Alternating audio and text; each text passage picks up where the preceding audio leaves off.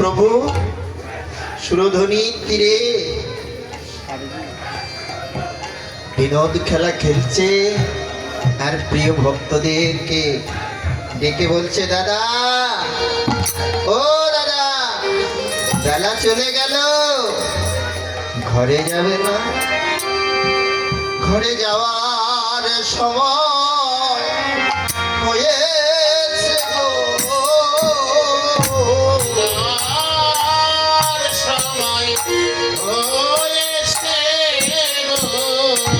এবারে ঘরে যাওয়ার সময় হয়েছে গো।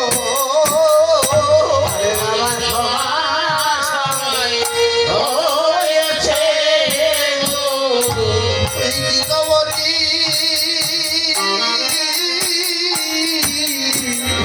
পাটে বসেছে ঘরে যাওয়ার সময় হয়েছে গো। দিনমণি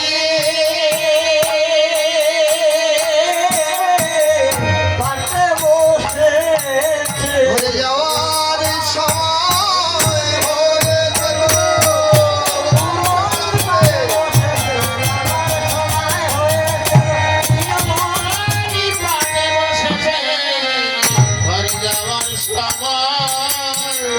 হয়েছে গো। দাদা যারে বিলম্ব করো না গো।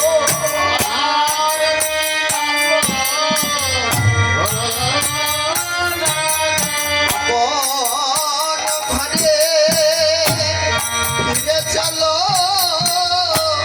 আরে বিলম্ব করো না গো।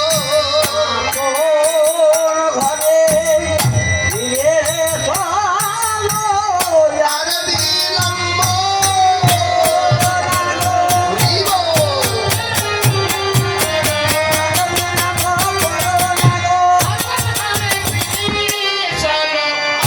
আরে বিলম্ব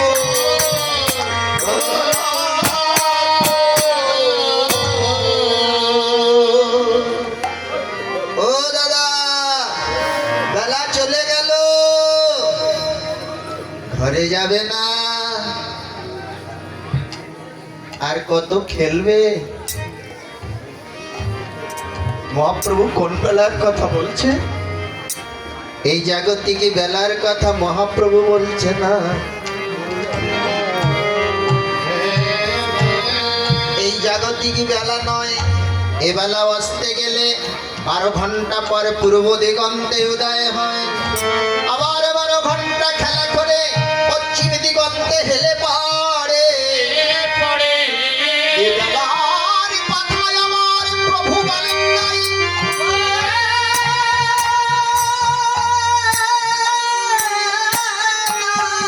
এই জীবনের বেলায় একবার যদি আসতে যায়, পুনরায় আর উদয় হয় না। একবার নিজের দিকে চেয়ে দেখো, সারা জনম খেলা খেলে গেলে যাওয়ার সময় হয়ে গেল, ঘরের কথা কি ভুলে গেলে?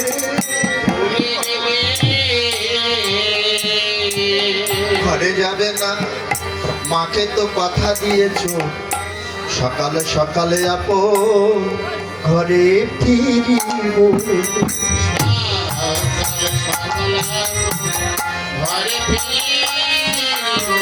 মাকে সবাই কথা দিয়েছো, সকালে সকালে ঘরে ফিরে আসবো।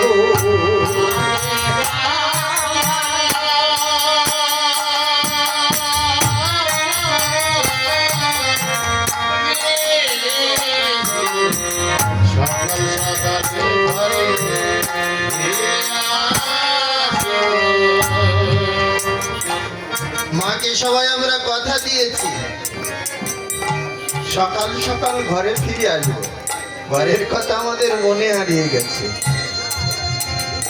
কারণ কি জানেন, নিজেকে নিজেই দেখতে পাই না। নিজেকে আমরা নিজেই দেখতে পাই না। দেখতে হলে কি লাগে? দর্পণ। দর্পণ বোঝেন তো? আয়না। আর এই যে বেলা চলে যাচ্ছে, এটা দেখতে হলে কি করতে হবে? চিত্ত দর্পণ। এই চিত্ত মনের আয়নায় নিজেকে দর্শন করুন। কি ছিলাম আর কি হলাম, কিন্তু কি যেন আমাদের চিত্ত দর্পণে মরিচা ধরে গেছে।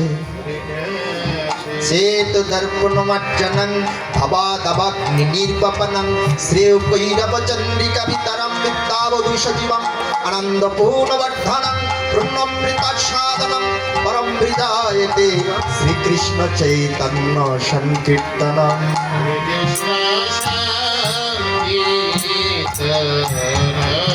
এই মনের আয়নাটা পরিষ্কার না হওয়া পর্যন্ত আপন ঘরের কথা কারোর মনে পড়বে না।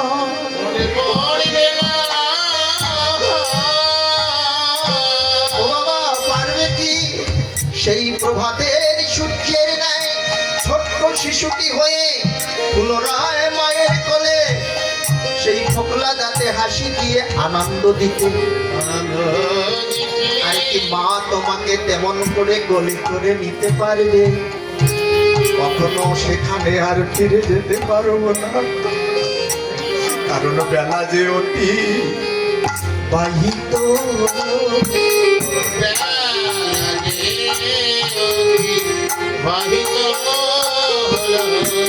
জীবনের বেলা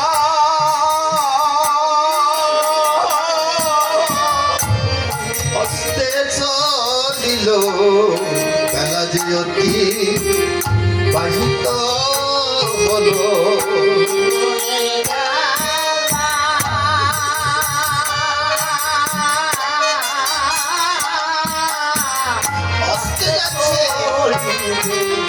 বেলা অতিবাহিত হয়ে যাচ্ছে।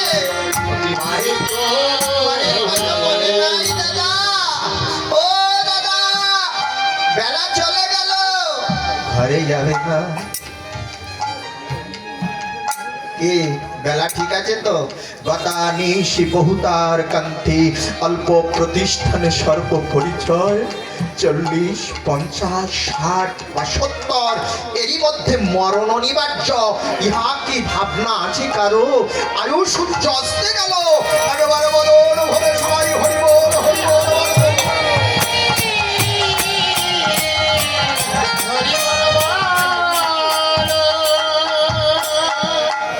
আয়ুর দিকে কারোর খেয়াল আছে তো?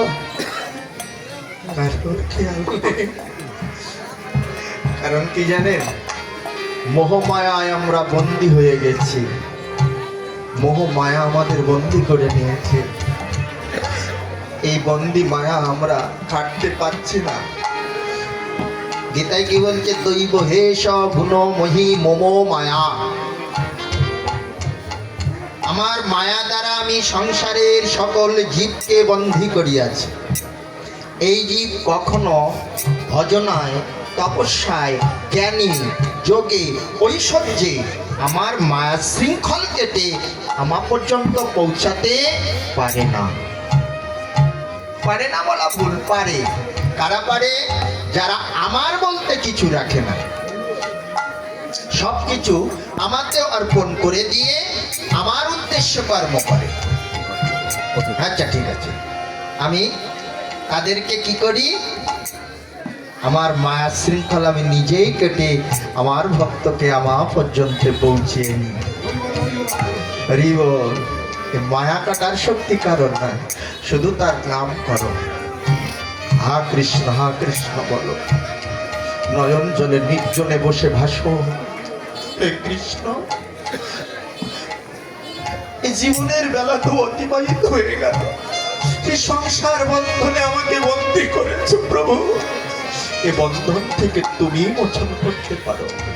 নির্জনে বসে বসে তার কাছে কেঁদে কেঁদে জানিয়ে দাও, অবশ্যই তোমার দিকে লক্ষ্য করবে। লোক দেখানো কান্না কাঁদলে হবে না। যে রাধে। তো যাক আপনাদের মাঝে কি বলবেন বাবা? আপনি বলেন নাকি? আসেন। যে রাধে একটু আমরা একটু